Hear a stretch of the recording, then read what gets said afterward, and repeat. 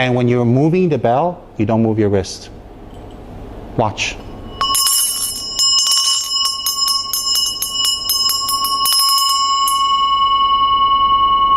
And when you ring the bell, it's not here, heart level. Ning cover at your heart. Again, a traditional bell will have mantras written inside. So when the bell rings, it blesses everybody.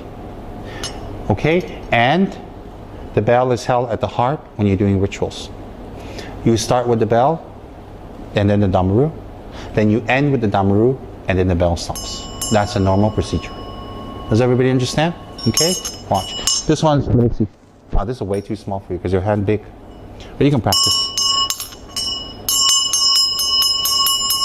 And as graceful as possible. Try to make it that your bell is not like moving like the Liberty Bell in Pennsylvania. You know, Philadelphia. It's moving gently. Yeah, it's you can hear it. Watch. See how elegant? Not much movement. Then you can do your meditations. You invite the Dakinis to come. Then once they arrive, you announce their arrival. Very crisp and very clear. Okay? So like this, the bell always starts first.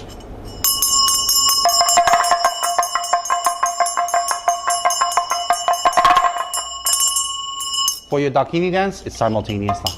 Okay, but normally I'm telling you the procedure.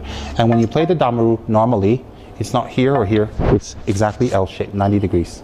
So it's like that. Unless you have something obstructing you in front. If you have something obstructing you, go a little higher, lah. But normally, at the heart, straight.